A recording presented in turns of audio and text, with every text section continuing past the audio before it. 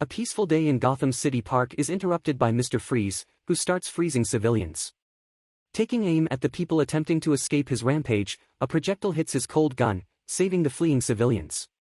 Assuming Batman was the interloper, Freeze looks around for him, but finds no one. He then hears a laugh, and Robin lands onto his glass dome, and throws 2 shuriken, cracking it. Freeze takes aim at Robin, but Batman steps in and punches him, cracking the dome completely. Star City. July 4th, 9:01 Pacific Daylight Time.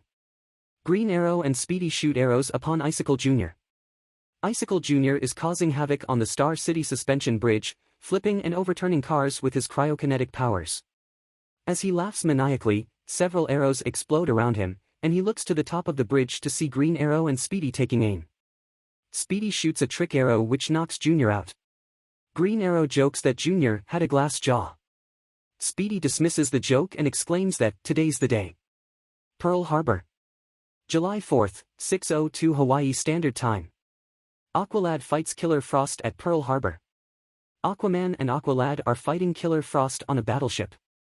From the bow of a ship, Killer Frost shoots ice beams at Aquaman and Aqualad, who dodge each strike, though Aquaman's torso is frozen by one particular attack. Aqualad jumps past Aquaman as he breaks out of the ice encasing him.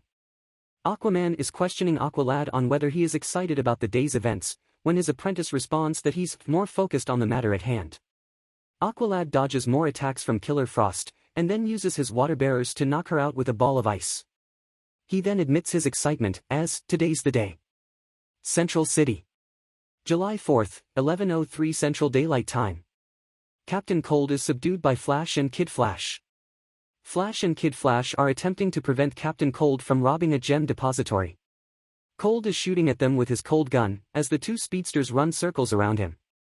Kid Flash is first to act, as they don't have time for this. Stealing his cold gun, Kid Flash skids to the other side of the road, as Flash flies in and punches Captain Cold across the face. Flash tells his sidekick to calm down, but Kid Flash resists, as he expresses his excitement because today's the day. Washington, D.C. July 4th, 1400 hours Eastern Daylight Time. Have all 4 sidekicks ever been in the same place at the same time? Upon arrival at the Hall of Justice, all 4 sidekicks are given a brief guide of the hall, before the sidekicks' mentors, along with Martian Manhunter and Red Tornado, attempt to leave the room for a debrief on that morning's events. Speedy is outraged that he, along with Robin, Kid Flash and Aqualad, are left out of the debriefing, and exclaims that the hall isn't the real Justice League headquarters, and reveals the existence of the Watchtower. Speedy storms out of the hall, as Superman requests League assistance to attend to a fire at Project Cadmus, before Zatara requests a full League response to an incident involving Votan using the Amulet of Aten to blot out the sun. Superman says that local authorities have the fire under control, and the mentors leave the hall to face Votan, leaving Robin, Kid Flash and Aqualad behind. Speedy turns his back on the Justice League.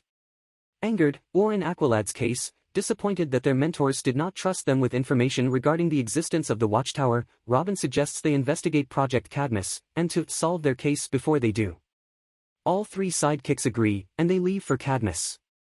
Arriving on site, they infiltrate the burning building, Robin using his grappling gun to scale the building, whilst Kid Flash runs up the side of the building.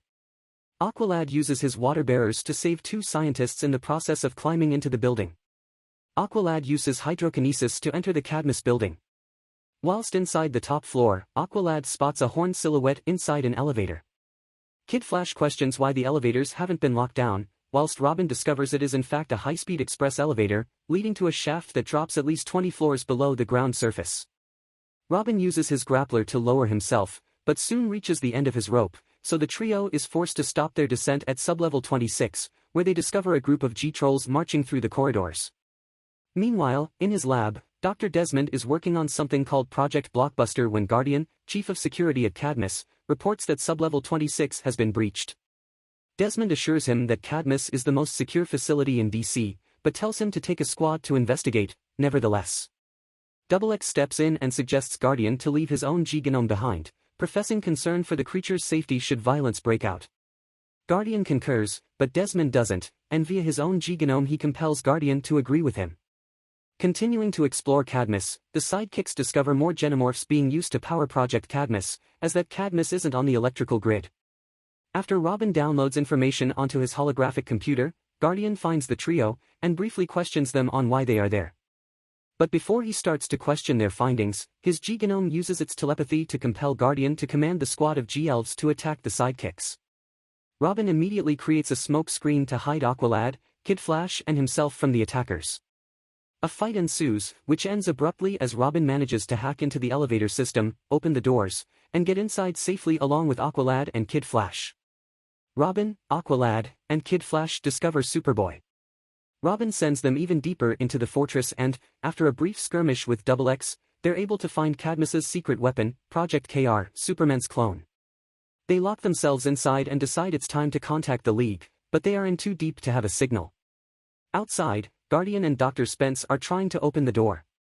Desmond states that they can't let the intruders leave once they capture them, but Guardian points out that they aren't just any ordinary kids. However, Desmond is more concerned with the Cadmus board of directors than with a purported retaliation from the Justice League. He instructs Guardian's G-Gnome to contact the clone's G-Gnomes.